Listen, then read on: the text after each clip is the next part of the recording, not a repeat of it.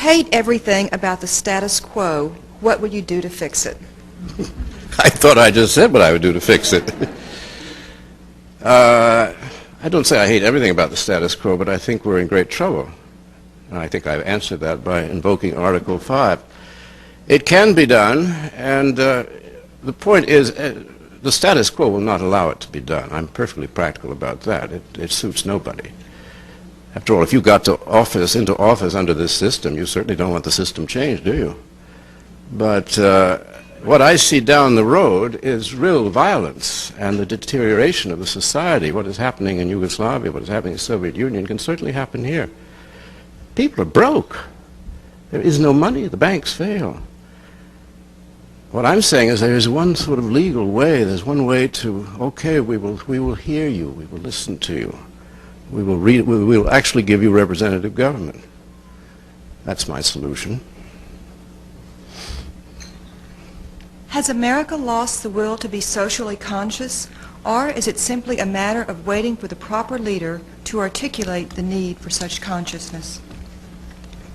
I'm not much of a believer in the leader makes all the difference. You know, I was around here when Franklin Roosevelt came in, and he was lucky, the country was lucky, we were richer, we were stronger then than we are now, basically, and we almost got out of the Depression. However, it was the Second World War that really got us out of it.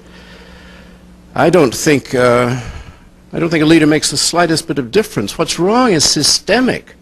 When a system is all wrong, what difference does it make whom you hire for president?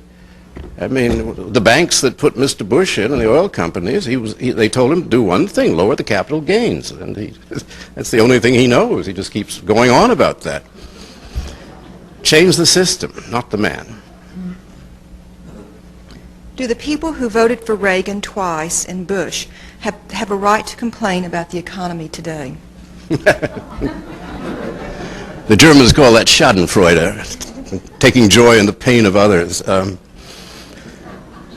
Well, they deserve it, yes, I must say. I am disagreeable enough if they voted for those three elections. But remember that half the people don't vote at all, and they're not apathetic. They know it's pointless. I haven't voted for president since 1964, when I voted for Lyndon Johnson, the peace candidate. I have never voted since. I will never be had again. I am not alone. So when they say, oh, Reagan was so popular, well, he wasn't. Every one of his policies, if you asked the people about them, they didn't like them. And as it was, one out of four voted for him. 1 out of 4 voted for the other guy. And half weren't there at all. So, 25% of the country is hardly a mandate. Well. If you were president, as you might have been, how would you solve the economic problems of this country? Would you cut foreign imports drastically? No, I wouldn't cut foreign imports. You put on the table, as Mr. Darman said the other Sunday, you put on the table the Pentagon budget.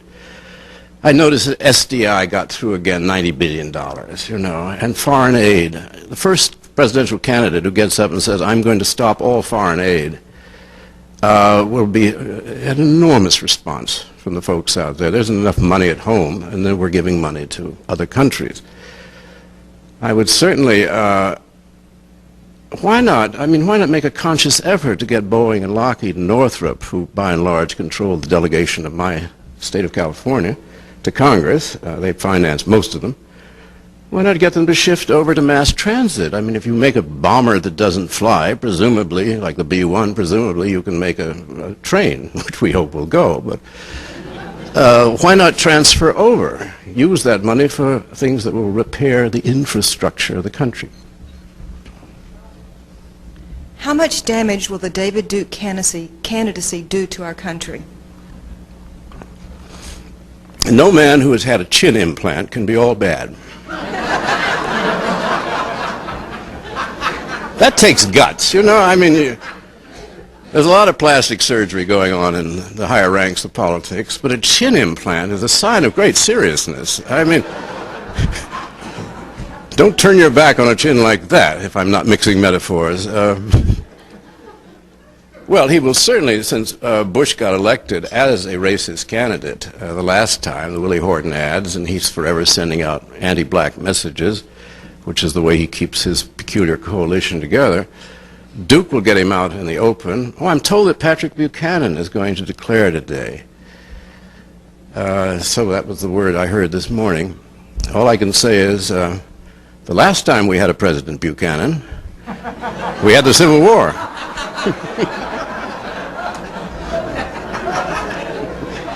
Speaking of Mr. Buchanan, this questioner says, a few years ago you were in deep controversy with neoconservatives, a long line similar to Pat Buchanan's ongoing feud with the same group.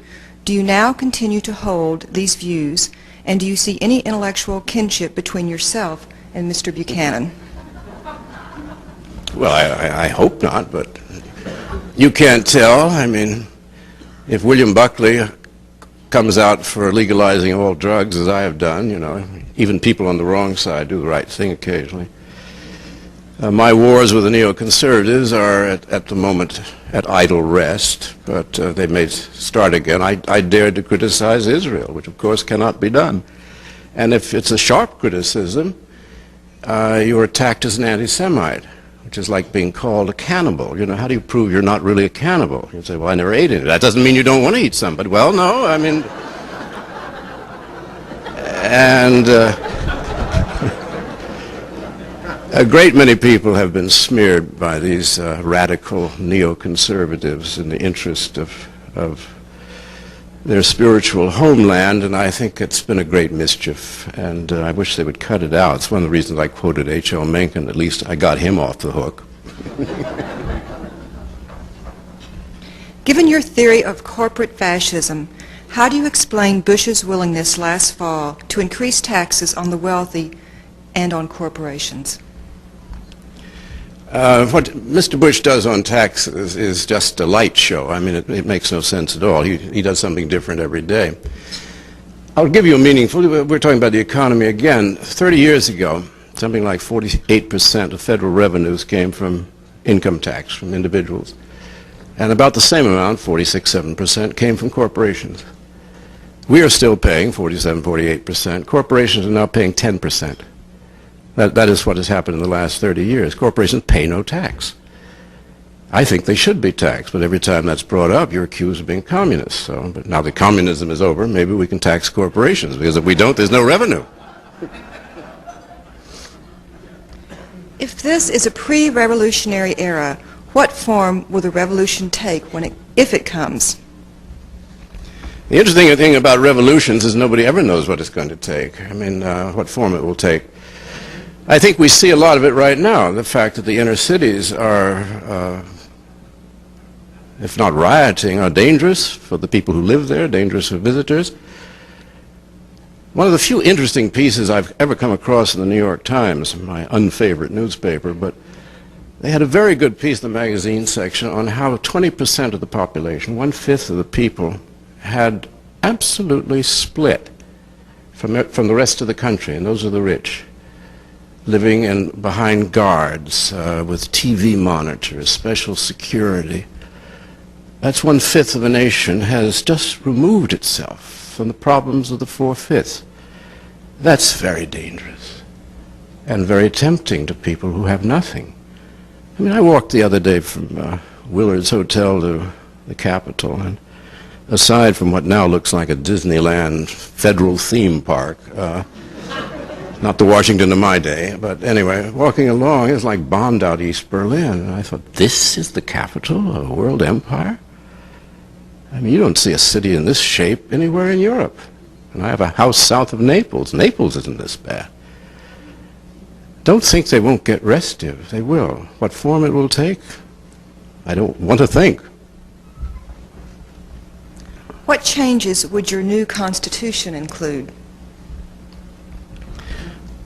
Well, I would certainly put the executive back in his box, and perhaps something more like a parliamentary system where you might have an ornamental president with some powers, and then you would have a chief of party, whoever gets a majority, in Congress would then be a de facto like a prime minister. I think that might be useful. He could then be questioned.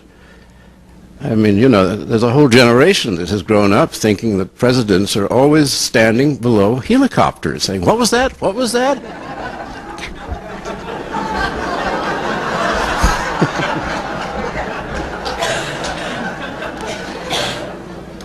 You have written historical novels that touched on just about every era of American history. What are you planning to examine next? Well, I think I've done 6 of these, and I think now I will look back. I have lived through 2/3 of the 20th century, and I've lived through 1/3 of the life of the American Republic, and I was brought up by my grandfather, who was born 1870, so between the two of us, that's about half the history. So I thought I would look back on it from the present day as myself, over the country as I've seen it, and perhaps have some fictional characters. And then I want to zero in on 45 to 50, which we thought was the golden age. It was all the arts were going. For once we were not at war. The Depression was over. But the irony was that the national security state was being founded, and we didn't know about it. In fact, the actual decree, National Security Council, I think it's number 68, which gives the blueprint for it, did not become public knowledge until 1971 under the Freedom of Information Act. So I'd like to tell how on the one hand we were dancing on the deck, and down below in the engine room something awful was happening. Will you do a volume on the Reagan-Bush era? I leave that to the great talents of a historian far greater than I, Kitty Kelly.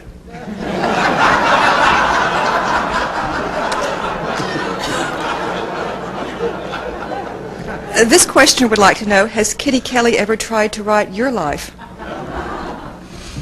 I don't think I'd be interesting to Kitty Kelly, but I've met her a couple of times, and I occur in at least one of her books, and every reference to me is almost right. But she never bothers to pick up a phone, you know, to check it, so it's always just a little bit wrong. But she's great. Whom do you enjoy reading? Well, I like Bush's State of the Unions. You know, there isn't much comic writing since S.J. Perlman died, and his press conferences are funnier, but the State of the Union, 1,000 Points of Light, that was the previous administration, but they're all kind of, those things are fun. My favorite writer of my lifetime has been Italo Calvino. I highly recommend him to you. How is a reader of novelized biography to distinguish between fact and speculation? Shouldn't the difference be made clear? Well, that's a very good point. I was just up at Dartmouth for a week, and I sat in with an American history class. They'd all been assigned my book, Lincoln, so they've written pieces about it, about 70 of them.